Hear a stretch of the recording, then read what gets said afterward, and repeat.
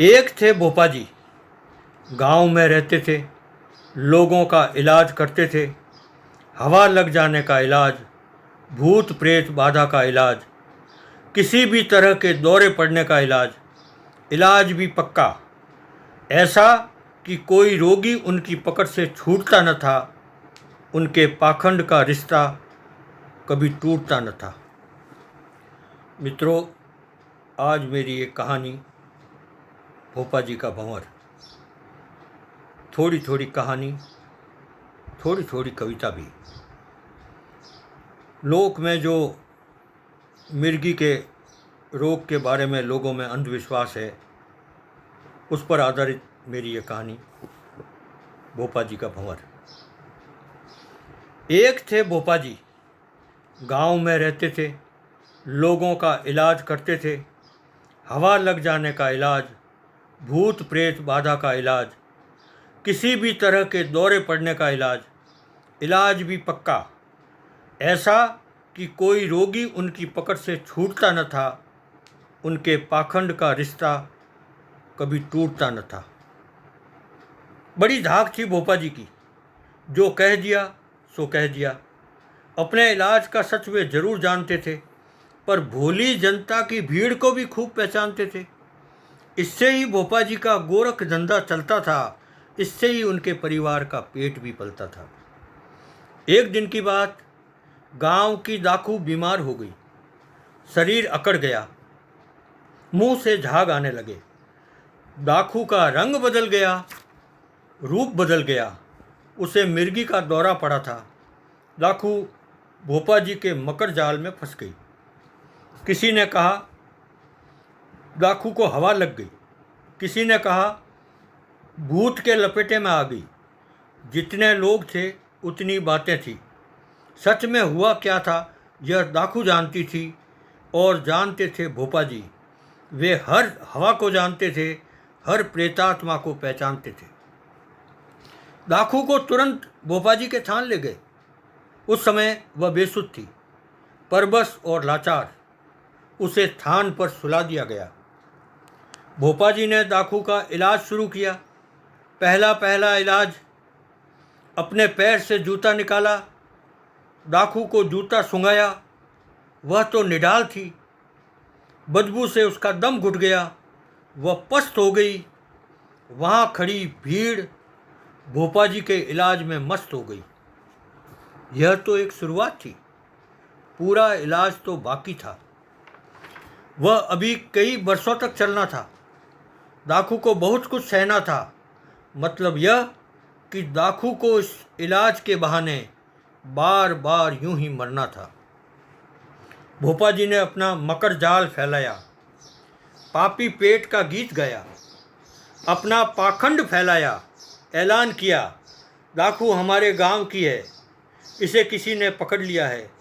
इसके तन मन को किसी आत्मा ने जकड़ लिया है। हमें दाखू को जगाना होगा, इसे प्रेतात्मा के मकर जाल से बचाना होगा। भोपा जी ने अपना चिमटा हवा में लहराया, इलाज के पाखंड का डमरू बजाया। फिर जोर से हुंकार भरी, डरी डरी दाखू और डर गई। भोपा जी का रूप देख जीते जी मर गई। भीड़ दाखू को घूरने लगी। पति ने भी घूर कर देखा, सास ससुर ने भी। सारे रिश्तेदार आंखें फाड़ कर देखने लगे। माजरा किसी समझ में नहीं आया। सच में वे सब अपने भ्रम में खोए थे, सदियों पुरानी एक नींद में सोए थे। तब वे दाखू को नहीं देख रहे थे, वे उसमें घुस आए भूत को देख रहे थे। पापी प्रेतात्मा को घूर रहे थे, पर वह दाखू में नहीं था। प्रेतात्मा उसके शरीर में नहीं थी। वह एक भ्रम था। वह भीड़ के भीतर कहीं था। उसे भोपा जी पहचानते थे। उसी से अपना पापी पेट पालते थे। अब असली तमाशा शुरू हो गया। भोपा जी ने दाखू को बालों से पकड़ा, उसकी पीठ पर 2-4 चिमटे जड़ दिए। लोग भोपा जी की जय जयकार करने लगे। दाखू से दर्द सहा न गया। वह कराहने लगी, फपक कर रोने लगी। भीड़ भोपा जी के इलाज की बाजीगरी में खोने लगी। दाखू पर लगातार मार पड़ती रही, उसे सहना ही था। चुपचाप सहती रही, पर साथ साथ कहती भी रही, मैं डायन नहीं हूँ, मैं बीमार हूँ, मैं भूत नहीं है मेरे अंदर कोई प्रेतात्मा नहीं है, मेरे दौरा पड़ा है, मेरा इलाज कराओ, मुझे इस भोपा जी के पाखंड से बचाओ। भोपा जी को और बुरा लगा। उनके चिमटे का जोर बढ़ता गया। भोपा जी ने बार बार हाथ मले, कई बार लात घूसे भी चले। भीड़ के सामने यह सब हुआ, फिर भी किसी का मन नहीं पिघला। फिर भोपा जी ने ध्यान लगाया, दाखू के अंदर के प्रेत से कॉल किया। कुछ देर आंखें फोड़ी, चमत्कारी चिमटे की नोक धरती में गाड़ी। फिर गुर्राते हुए बोले, यह दाखू तो हमारी ही है, पर इसमें घुस आई प्रेतात्मा बीमारी ही है। इस दाखू को बांध कर रखना, आज से इसे कुछ मत खिलाना, अगले मंगलवार को यहाँ फिर ले आना। भोपा जी ने कह दिया सो कह दिया। हमेशा यही तो होता था। गांव ने सदियों से सहा था, एक बार सह लिया था। तमाशबीन भीड़ ने अपना रास्ता टटोला। दाखू के बारे में कोई कुछ नहीं बोला। भोपा जी को बोलना था सो बोल दिया। अपने घर का राशन पानी सब तोल लिया। सुबह हुई, फिर नया सूरज उगा। जागे गांव में फिर हलचल हुई। भोपा जी के थान पर लोग जमा होने लगे। समस्याओं से घिरे थे लोग, सबकी समझ से बंधे थे रोग। बंद आंखें, बंद कान, लोग फिर भी चाहते थे समाधान। भोपा जी का दरबार सजा, चिमटा हवा में लहराया। हरकारे ने टंकोरा बजाया। सामने आया फिर नया किस्सा, दाखू के गांव की जिंदगी का नया हिस्सा। तभी कुछ लोग भागते हुए आए, एक बच्चे को कंधों पर उठा लाए। फिर किसी ने कहा, हवा लग गई, एक प्रेतात्मा इस अबोध बच्चे में घुस गई। लोगों ने बच्चे को थान पर सुलाया। एक ने अपना जूता निकाला, दूसरे ने भोपा जी का चिमटा थमाया। भीड़ ने फिर जयकार गीत गाया। भोपा जी ने बच्चे को देखा, उनके माथे पर खिंच आई तनाव की रेखा। तुरंत जूते को हटाया, चिमटे को पटका, सबका अपना हाथ ऊपर उठाया, सबको रोका। फिर अपने कुर्ते से करने लगे हवा। शुरू हो गया उस बच्चे के इलाज का सिलसिला। हैरान लोग देखते रह गए, ये क्या हो गया भोपा जी को आज? बिना जूता सूंघे कैसे शुरू हुआ इलाज? सारे हैं नत, वही आंगन, वही छत, पर आज तो प्रेतात्मा का हवा से स्वागत। भीड़ को यह बदलाव बुरा लगा। अरे भाई, प्रेतात्मा तो आई है, वही बच्चे में बीमारी लाई है। अब तक कितनों को घेरा है, कुछ ने तो अपनी जान तक गंवाई है।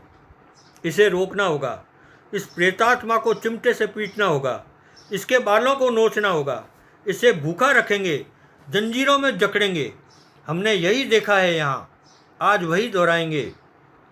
मंगलवार को दाखू के साथ इस बच्चे को यहाँ फिर ले आएंगे।